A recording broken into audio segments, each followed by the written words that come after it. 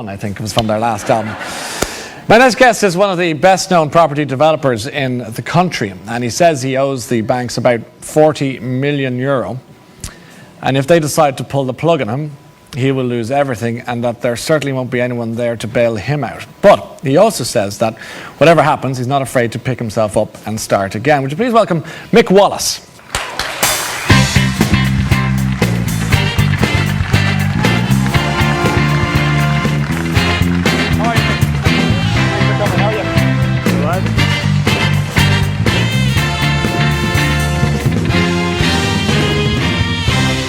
Welcome. Thank you. Welcome, welcome. Talk to me about what it was like to be a developer when it was all rocking and rolling. The high times, the good life, the mad times.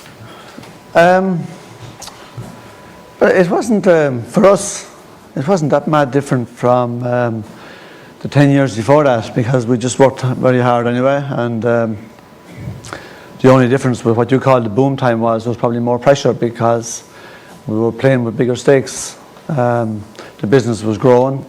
We were gradually doing bigger projects, and so obviously a lot of extra pressure went with it. Worked out well, of course, when we were working in a rising market, provided we hadn't paid too much for the land in the first place. We weren't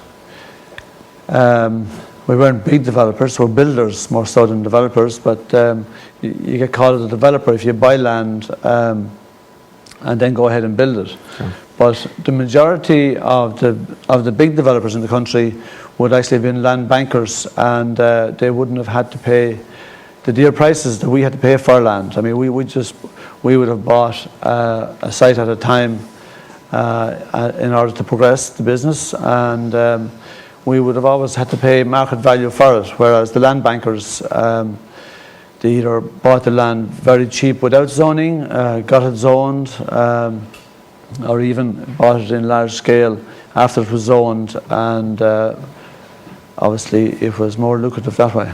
Were you involved with the high rollers that we always hear about in Galway at the races? And I mean, were you into helicopters? Was that your scene? Well, what do you think? Well, I don't know. Don't you? Not really, no. We weren't, in relative terms, we weren't very big anyway, and you might say, well, because we owe about 40 million today, in relative terms, if you look at what's going into NAMA, most of them are a lot bigger than that. But no, I wasn't involved with Party Machine, which was very much part and parcel of the whole development sector. Fianna Fáil had probably pretty much unhealthy relationship with the business. Didn't make it any easier if you weren't part of it. I remember a guy, when I started as a main contractor first, I remember a builder who was a lot bigger than I was coming up to me. He says, Wallace, he says, if you're going to cut in this game, he said, I have some advice for you. He said, I suggest you cut your hair, buy a suit and join Fianna Fáil. And well, there was a lot of sense in what he was saying. And what did you say to him? I said, so we'll see. I said, I'll try and do it my way. Anyway, I didn't do any of those three. But not being part of the Party Machine it does make it more difficult to do business like that.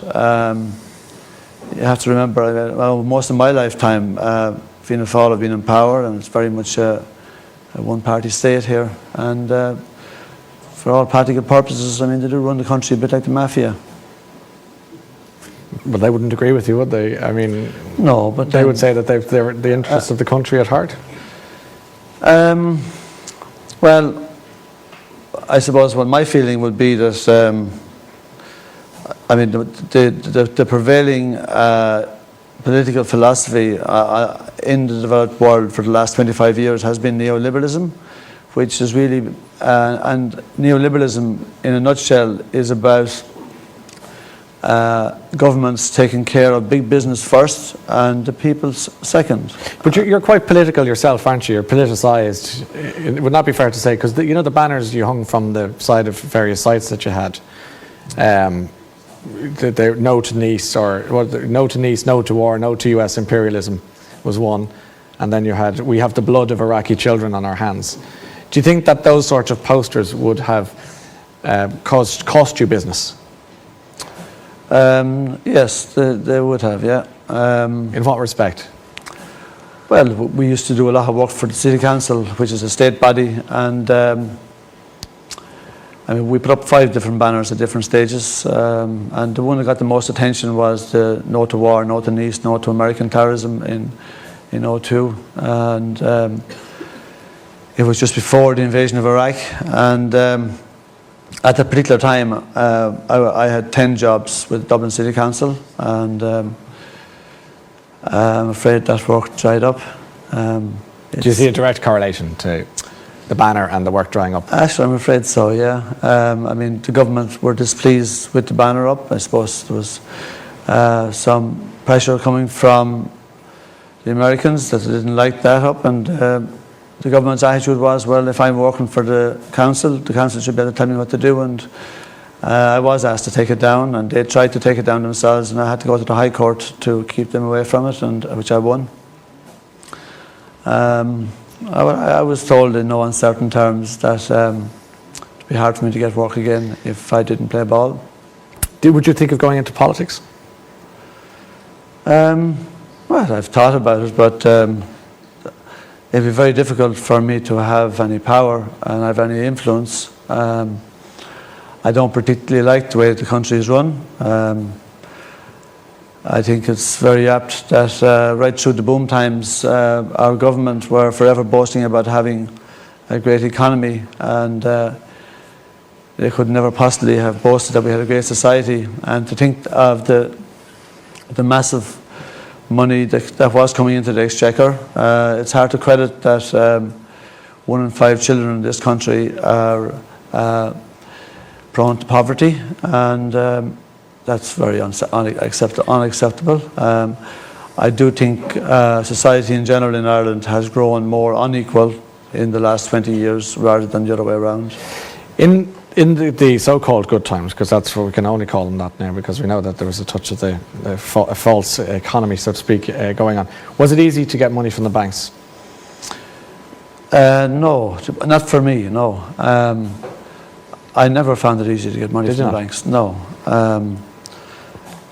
Maybe I was a little bit more unorthodox for their liking, but it was always hard work for me.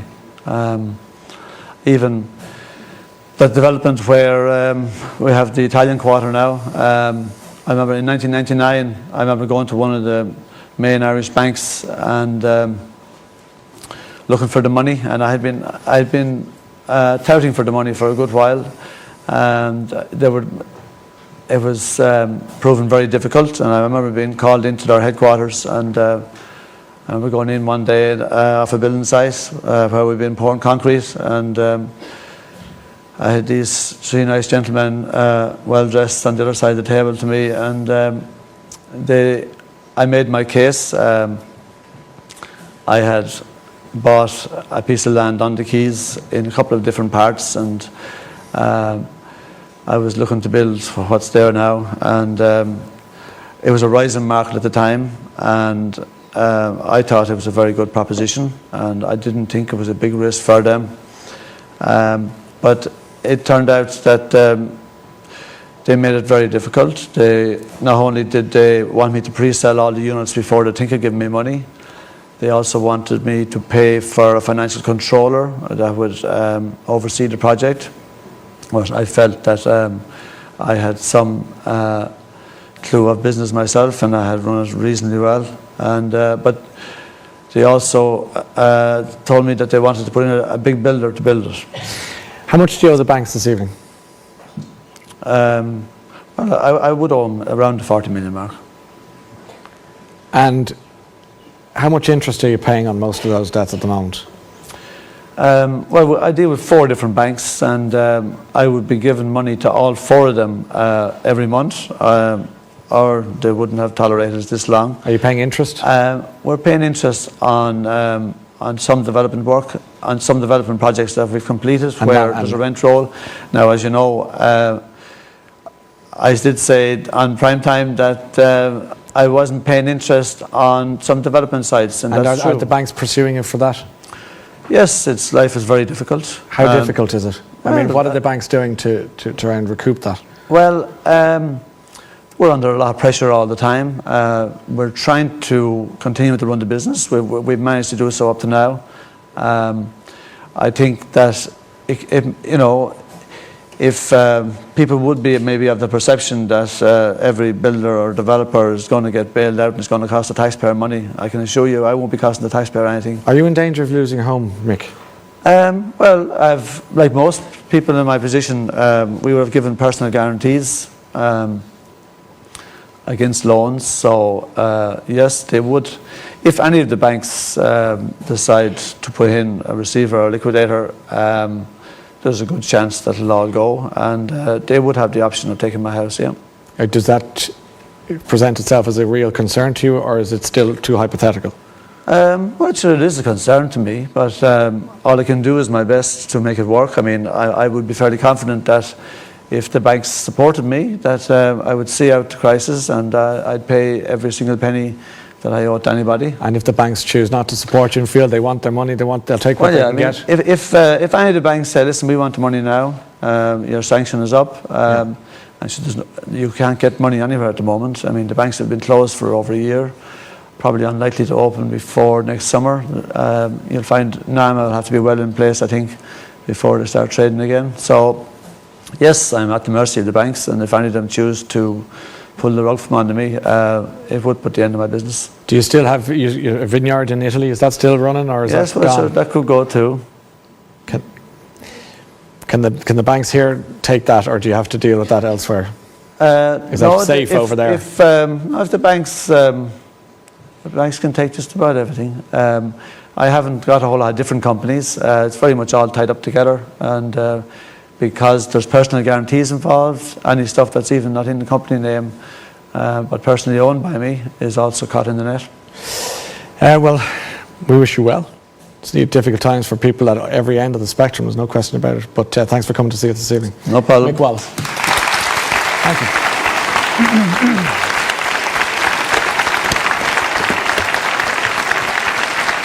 And so, that's it for part 3. Join me again in a few minutes' time. Lots more to come. Thank you.